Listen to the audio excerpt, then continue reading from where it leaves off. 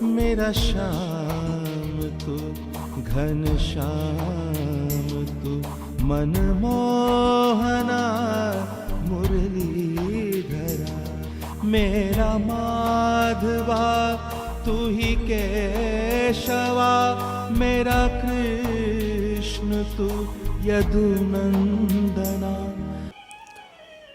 कृष्णाय वासुदेवाय हरये परमात्मने प्रणतक्लेशनाशाय गोविन्दाय नमो नमः।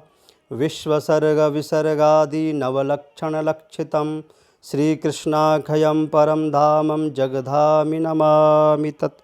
भगवान श्री कृष्ण के चरणों में प्रणाम करते हुए आप सभी को जय श्री कृष्ण, जय श्री राधे।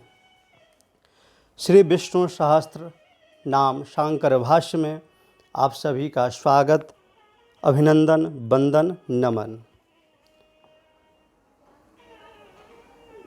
विष्णु सहस्त्र नाम शांकर भाष्य के पिछले वीडियो में मंगलाचरण पर चर्चा की गई। मंगलाचरण क्यों कहते हैं, मंगलाचरण करने का क्या प्रयोजन है, मंगलाचरण क्यों करना चाहिए, और वेदव्यास जी द्वारा मंगलाचरण जो 2 श्लोकों में किया गया उस पर चर्चा की गई। अगर आपने पिछला वीडियो श्रवण नहीं किया है, नहीं देखा है, तो विवरण में लिंक दे दिया जाएगा। आप उस लिंक पर जाकर क्लिक करके उस वीडियो को आप श्रवण कर सकते हैं। जब आप क्रम से वीडियो श्रवण करेंगे तो आगे आने वाले जो भी वीडियो है आपको उस वीडियो में समझने में कठिनाई नहीं होगी और आप सरलता से उस विषय को समझते हुए चलेंगे। तो आप शुरू से वीडियो को देखें, तो पिछला वीडियो आप ज़रूर श्रवण करें। इसी क्रम में जैसे जैसे आगे क्रम बढ़ता जाएगा तो आपको समझने में कोई भी परेशानी नहीं आएगी। आइए, प्रसंग से पूर्व आप सभी से निवेदन, अगर आप धीरज द्विवेदी चैनल पर नए हैं और अभी तक चैनल को सब्सक्राइब नहीं किया है तो चैनल को सब्सक्राइब कर लें। आइए आज के प्रसंग में हम लोग प्रवेश करते हैं। आज का जो प्रसंग है बहुत ही दिव्य प्रसंग, जिसमें आद्य गुरु भगवान शंकराचार्य जी ने भाष्य से, पूर्व भाष्य से आदि में 3 श्लोकों में मंगलाचरण किया है। बहुत दिव्य सुंदर मंगलाचरण किया है। प्रथम श्लोक में भगवान श्री कृष्णचंद्र जी को नमस्कार किया है और द्वितीय श्लोक में कृष्ण द्वैपायन महर्षि वेदव्यास जी का वंदना किया गया है और तृतीय श्लोक में वस्तु निर्देशात्मक मंगलाचरण का प्रयोग किया गया, जिसमें वस्तु को निर्देश किया गया है। तो प्रथम मंगलाचरण सच्चिदानंद रूपाय कृष्णाय क्लिष्टकारिणे नमो वेदांत वेद्याय गुरुवे बुद्धि साक्षिणे। सच्चिदानंद स्वरूप भगवान श्री कृष्ण को मैं प्रणाम करता हूँ, जो अनायासी सभी कर्म करने में तत्पर हैं। ऐसे गुरुवर भगवान श्री कृष्णचंद्र को, जो सच्चिदानंद स्वरूप हैं, जो सतचित आनंद हैं, चिदानंदमय देह तुम्हारी, जो सतचित आनंद स्वरूप वाले हैं, ऐसे भगवान श्री कृष्णचंद्र को मैं वंदना करता हूँ, नमन करता हूँ। द्वितीय श्लोक में भगवान वेदव्यास जी का वंदना किया गया है आद्य गुरु भगवान शंकराचार्य जी द्वारा। कृष्ण द्वैपायनम व्यासम सर्वलोकहिते रतं वेदाब्ज भास्करं वंदे समाधि निलयम मुनि। कृष्ण द्वैपायनम व्यासम सर्वलोकहिते रतं वेदाब्ज भास्करं वंदे समाधि निलयम मुनि। वेद रूप कमल के सूर्य रूप, वेद रूपी कमल के सूर्य रूप भगवान कृष्ण द्वैपायन वेदव्यास जी, जिस तरह से सरोवर में कमल की कली जब तक नहीं खिलती जब तक भगवान सूर्य का उदय नहीं हो जाता, जब तक भगवान सूर्य की किरणें उस पर नहीं पड़ जाती। जब अरुणोदय काल में जब प्रथम किरण उस कमल पुष्प पर पड़ता है तो कमल का पुष्प खिल जाता है। उसी प्रकार वेद रूपी कमल जब भगवान कृष्ण द्वैपायन महर्षि वेदव्यास जी जब प्रकट होते हैं, उसी प्रकार कमल वेद रूपी कमल भी खिल जाता है। जिस तरह से भगवान कृष्ण द्वैपायन प्रकट होकर के वेद का विभाजन करते हैं, शास्त्रों की रचना करते हैं, उद्भासित करते हैं, उसी प्रकार जिस तरह सूर्य की रोशनी पड़ने से कमल खिल जाता है, इसी तरह से भगवान कृष्ण द्वैपायन की लेखनी से, सूर्य रूपी लेखनी से, उनके प्रताप से वेद रूपी कमल खिल जाता है। ऐसे कृष्ण द्वैपायन महर्षि वेदव्यास जी को मैं वंदना करता हूँ, जो सर्वलोक हिते रतम, जो लोक के कल्याण के, लोक के हित के लिए हमेशा तत्पर रहते हैं। ऐसे मुनि कृष्ण द्वैपायन वेदव्यास जी को मैं वंदना करता हूँ। सहस्त्रमूर्ते पुरुषोत्तमस्य सहस्त्र नेत्रानन पाद बाहो सहस्त्रस्तवनम प्रशस्तम निरुच्यते जन्म जरादि शांतये। जो सहस्त्र मूर्ति हैं, जो सहस्त्र नेत्र वाले हैं, जो सहस्त्र पाद वाले हैं, जो सहस्त्र बाहु वाले हैं, ऐसे भगवान जिनके सहस्त्र नाम हैं, ऐसे सहस्त्र नाम की मैं व्याख्या करने जा रहा हूँ। तो इस श्लोक में वस्तु निर्देशात्मक मंगलाचरण का प्रयोग किया गया है। द्वितीय श्लोक में कृष्ण द्वैपायन महर्षि वेदव्यास जी को वंदना किया गया है। प्रथम श्लोक में सच्चिदानंद स्वरूप भगवान श्री कृष्ण को प्रणाम किया गया है। अगर देखा जाए तो मंगलाचरण के 3 प्रकार होते हैं: नमस्कारात्मक, आशीर्वादात्मक, वस्तु निर्देशात्मक। तो यहाँ पर जो मंगलाचरण है, नमस्कारात्मक और वस्तु निर्देशात्मक दोनों ही मंगलाचरणों का यहाँ प्रयोग किया गया है।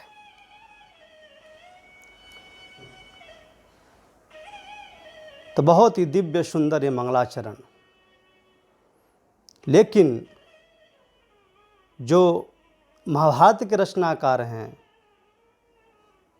जिस महाभारत के अनुशासन पर्व से विष्णु सहस्रनाम प्रकट हुआ पितामह भीष्म के मुख से,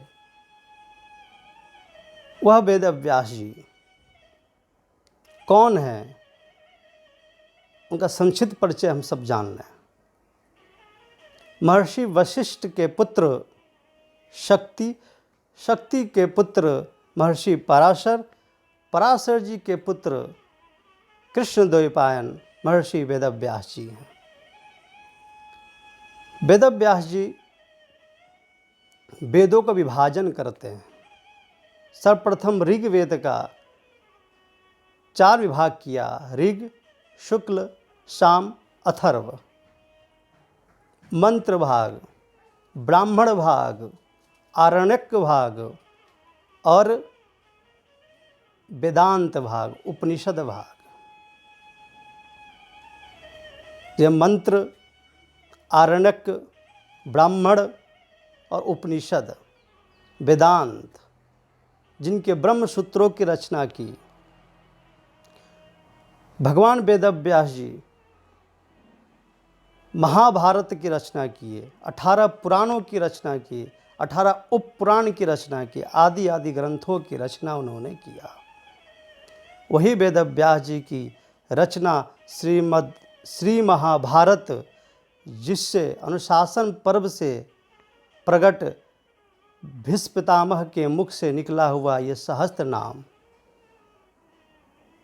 जो वेदव्यास जी ने उद्भासित किया पितामह के द्वारा।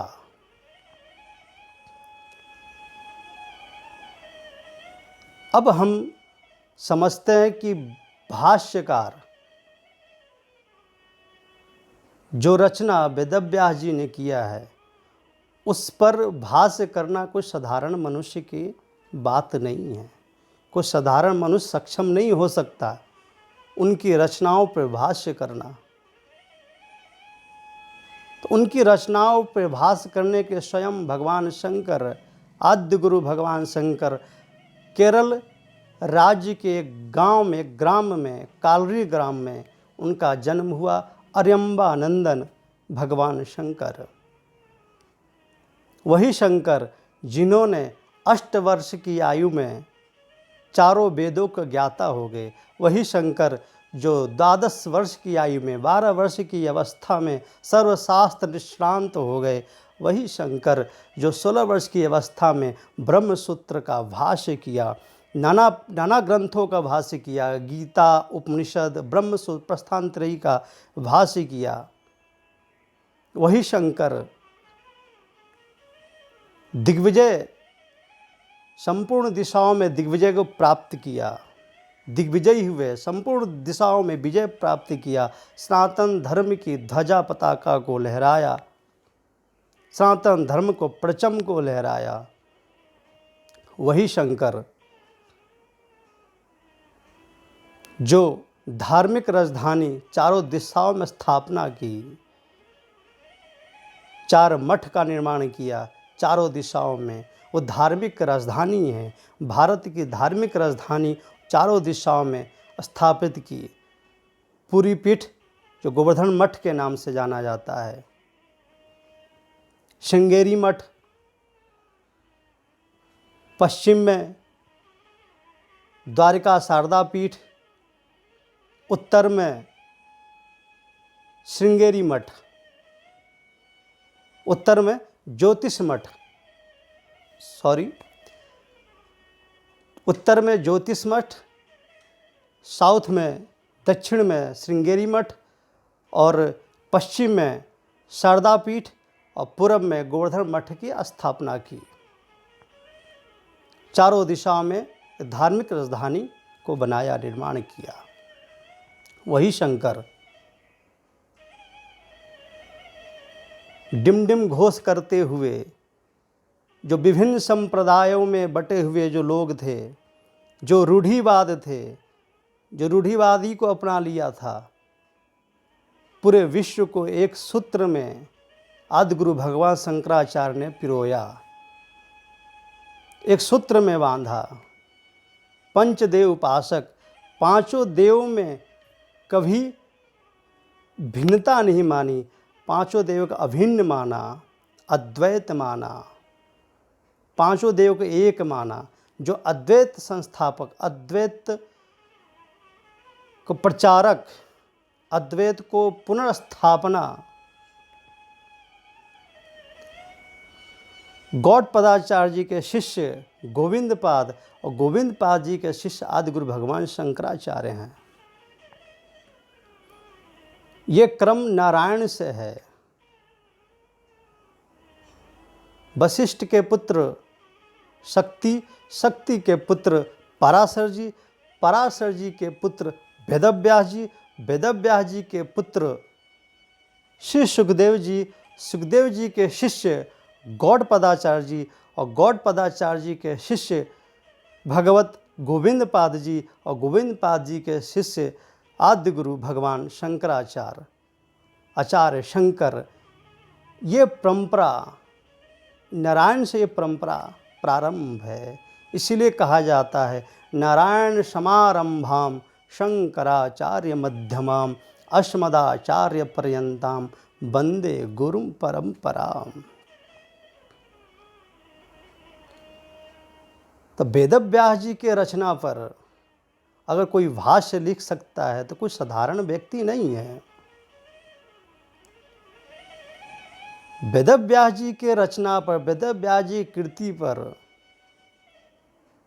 चाहे विष्णु सहस्त्रनाम हो, चाहे ब्रह्मसूत्र हो, चाहे उपनिषद हो, चाहे गीता हो, उन पर भाष्य करना कोई साधारण व्यक्ति का कार्य नहीं है, असाधारण व्यक्ति का कार्य है।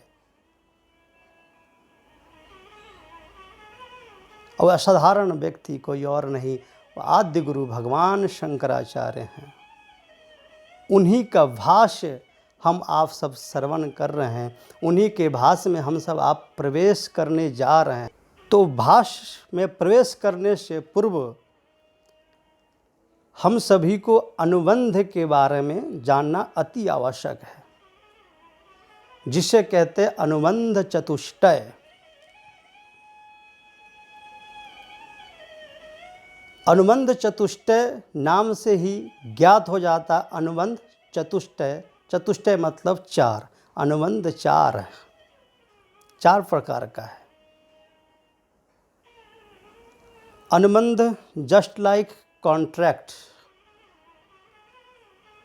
कोई भी कार्य करने से पूर्व अनुबंध किया जाता है। कोई भी आप कार्य करने जाते हैं, उसका कंडीशन होता है, कुछ कॉन्ट्रैक्ट होता है, कुछ अनुबंध होता है।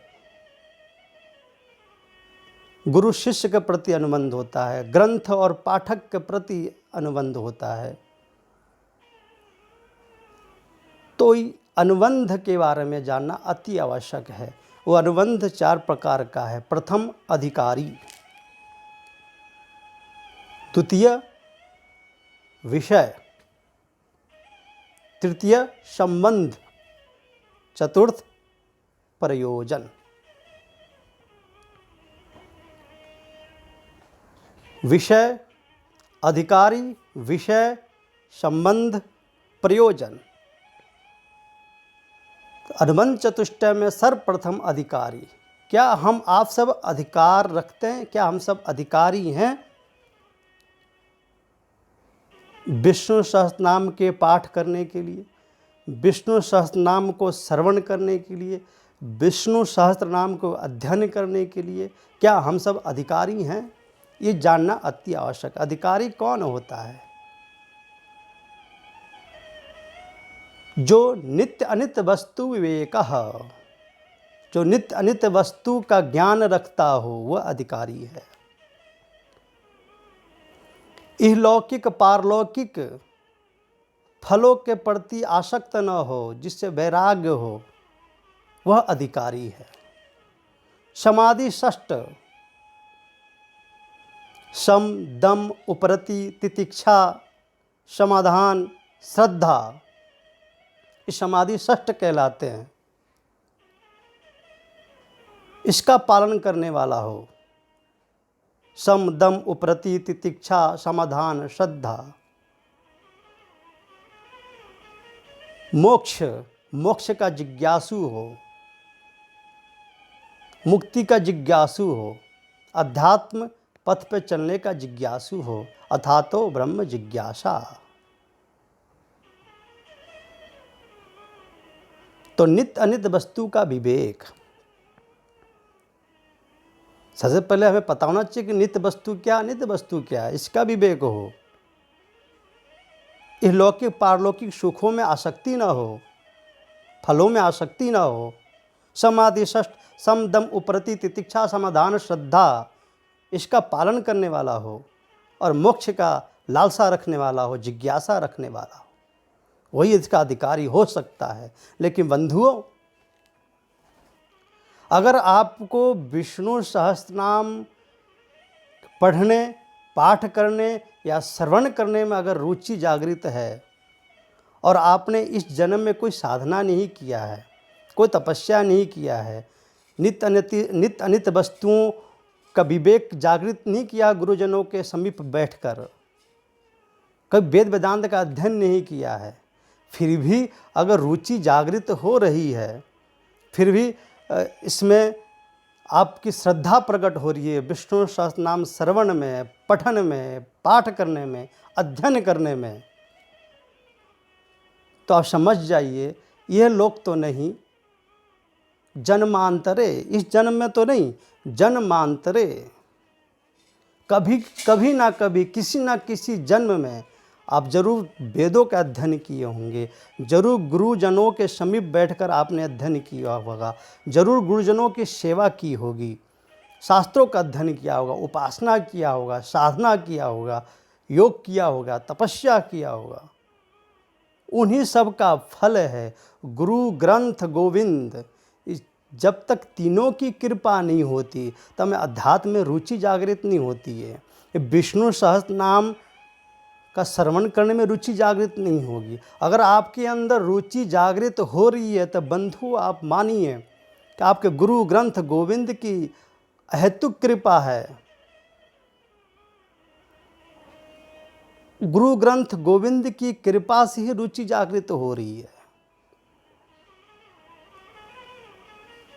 अगर आपके अंदर रुचि जागृत है तो गुरु ग्रंथ गोविंद की कृपा है, और जब गुरु ग्रंथ की कृपा होती है तो सब इसके अधिकारी हो जाते हैं,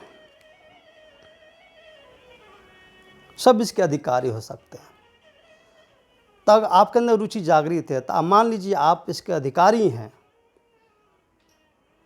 आप इसके श्रवण करने का, अध्ययन करने का, गुरुजनों से श्रवण करने का आप इसके अधिकारी हैं, इसके पाठ करने का अधिकारी हैं। तो ये तो आप स्वयं तय करेंगे कि आपके अंदर रुचि जागृत हो रही है नहीं। अगर आप इस वीडियो को सुन रहे हैं तो कहीं ना कहीं रुचि जागृत तो है, कहीं ना कहीं आपके अंदर अध्यात्म की बीज तो है, कहीं ना कहीं गुरुजनों का ग्रंथ गोविंद की कृपा तो है, तभी तो आप इस अध्यात्म विषयक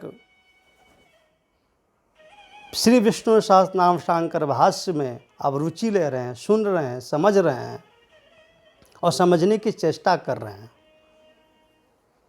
और जब आप समझने की चेष्टा करेंगे तो धीरे धीरे सब समझ आने लगेगा। बस आपको इसमें श्रद्धा और विश्वास के साथ श्रवण करना है। तो सर्वप्रथम अनुबंध चतुष्टय में अधिकारी, आप सब अधिकारी हैं। दूसरे पे आते हैं जिस पर है विषय, अधिकारी विषय। तो बंधुओं, इसका विषय क्या है? विषय क्या है? विषय सर्वप्रथम मैं आपको बता दूं, विष्णु सहस्त्र नाम में जो कुल जो श्लोक हैं वो 142 श्लोक हैं, जिसमें प्रथम श्लोक महर्षि वैशंपायन जी ने अभिमन्यु नंदन के पुत्र परीक्षित नंदन जन्मेजय जी को संबोधन करने में श्लोक प्रयुक्त हुआ है। जन्मेजय जी को संबोधन करते हैं वैशंपायन जी। उसके बाद युधिष्ठिर वाच, उसमें 2 श्लोक हैं जो महाराज युधिष्ठिर पितामह भीष्म से प्रश्न करते हैं। उन 2 श्लोकों में जो प्रश्न किया गया है उन सभी प्रश्नों का उत्तर पितामह भीष्म 10 श्लोकों में देते हैं।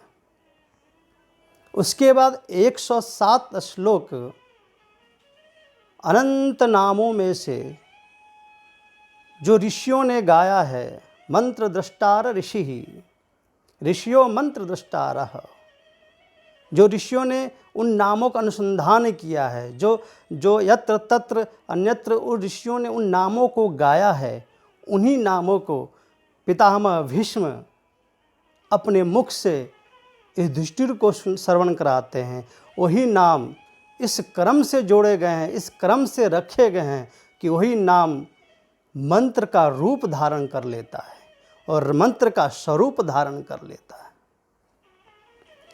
तो पितामह भीष्म के मुख से निकले हुए सहस्त्र नाम ये मंत्र है, ये मंत्र है। तो विषय, उसके बाद 22 श्लोकों में फलश्रुति का वर्णन किया गया है, फलश्रुति का वर्णन किया गया है, ये इसका विषय है। तो आप अधिकारी हैं और आप विषय के बारे में जान चुके हैं। विषय जो है विष्णु सहस्त्रनाम, ये नाम से ही विदित होता है, नाम से ही जान सकते हैं श्री विष्णु सहस्त्रनाम मतलब, अर्थात इसका जो प्रतिपाद्य विषय है वो सिर्फ नाम है, भगवन नाम है। इसका जो प्रतिपाद्य विषय सिर्फ भगवन नाम। और कहा भी जाता है कलयुग केवल नाम आधारा, इससे श्रेष्ठ और कोई चीज़ नहीं है, कोई वस्तु नहीं है, सिर्फ नाम है। हरेर नाम हरेर नाम हरेर नामैव केवलम कलौ नास्तेव नास्तेव नास्तेव गतिर अन्यथा। तो इस विष्णु सहस्त्रनाम का जो प्रतिपाद्य विषय है वह भगवान नाम है। अब चलते हैं तीसरे पे। आप इसके अधिकारी हैं, विषय के बारे में आपको पता चल गया। तीसरा है संबंध। संबंध बोध बोधक भाव का संबंध होता है। संबंध बोध बोधक भाव का, बोधक समझाने वाला, बोध समझने वाला, बोध बोधक भाव संबंध। तो ग्रंथ समझा रहा है, ग्रंथ क्या समझा रहा है कि शिव भगवान नाम के अलावा और कुछ नहीं है। अंतिम सार है भगवान नाम। इसलिए भगवान शंकराचार्य जी ने चरपट पंजिका स्तोत्र में, भज गोविंदम स्तोत्र में उन्होंने गाया है कि है मूढ़ मते गोविंद को भज, कि गोविंद का भजन ही तुझे मुक्ति दिला सकता है। गोविंद का भजन ही दिला सकता है। तो भगवान नाम ही मुक्त कर सकता है। तो ये ग्रंथ बोधक जो समझाना चाह रहा है, हम सब समझने वाले हैं, और ग्रंथ समझाना यह चाह रहा है कि शिव नाम के सिवा और कुछ नहीं है। अंत समय में ये भगवान का नाम ही काम आता है। सारी संपत्ति रखी रह जाती है, शिव भगवान नाम ही आपके साथ जाता है। यही विष्णु सहस्त्रनाम ग्रंथ का संबंध है, बोध बोधक भाव है, बोध बोधक संबंध है। यह विष्णु सहस्त्रनाम समझाना चाह रहा है। तो आप अधिकारी हैं, विषय के बारे में आपने समझा, संबंध के बारे में समझा। चौथा जो आता है वह प्रयोजन। हम सब मनुष्य हैं और मनुष्य बड़ा ही स्वार्थी होता है। मनुष्य बड़ा ही स्वार्थी होता है, बिना स्वार्थ का कोई कार्य करता ही नहीं है। बिना स्वार्थ का तो वो किसी से मिलने भी नहीं जाता। सगे संबंधियों से जाएगा तो सिर्फ कोई ना कोई स्वार्थ होगा, उसमें कोई ना कोई स्वार्थ छिपा होगा। अगर कोई मनुष्य किसी को समय देता है तो उसमें भी सोचता है इसमें लाभ क्या है, हम इनको समय क्यों दें, हम ये कार्य क्यों करें। बंधुओं, मनुष्य कार्य करने से पूर्व लाभ की चिंता करता है, फल की चिंता करता है, लेकिन उसको पता है कि फल में उसका अधिकार नहीं है। फल में तो अधिकार परमात्मा का है, सिर्फ मनुष्य को तो कर्म करने में अधिकार है। लेकिन जिसमें हमारा अधिकार नहीं उसी को हम चिंता करते हैं, लेकिन कर्म की चिंता नहीं करते। तो प्रयोजन इसी प्रकार अगर इसमें देखा जाए तो प्रयोजन क्या है। मनुष्य तो बड़ा स्वार्थी है, बिना प्रयोजन का तो सुनेगा नहीं। तो इसमें प्रयोजन क्या है, क्या लाभ है। मैं विष्णु सहस्त्रनाम स्तोत्र का पाठ करूं, क्यों, लाभ क्या है, क्यों श्रवण करें, क्यों सुनूं। तो इन सभी लाभों को, लेकिन बंधुओं में बता दूं एक बात, हर वस्तु सिर्फ धन के तुला पर तौली नहीं जा सकती। हर वस्तु सिर्फ धन के तुला पर तौली नहीं जा सकती और तौलना भी उचित नहीं है। तौलना भी उचित नहीं है। तो इसका क्या प्रयोजन है, क्या लाभ है, इसका श्रवण क्यों करें, हम क्यों समय दें। इस सभी लाभों की चर्चा हम अगले वीडियो में करेंगे। बहुत ही सुंदर प्रसंग है कि हम क्यों श्रवण करें। बहुत सुंदर प्रश्न है कि हम क्यों श्रवण करें। तो आप सब जानना चाहेंगे कि आगे श्रवण क्यों करें, इसका पाठ क्यों करें, विष्णु सहस्त्रनाम के पढ़ने के क्या उद्देश्य है, क्या प्रयोजन है। बिना उद्देश्य के तो मंद बालक भी एक ढेला नहीं उठाता, एक पागल भी ढेला नहीं उठाता। तो कोई ना कोई उद्देश्य तो है, कोई ना कोई प्रयोजन तो है।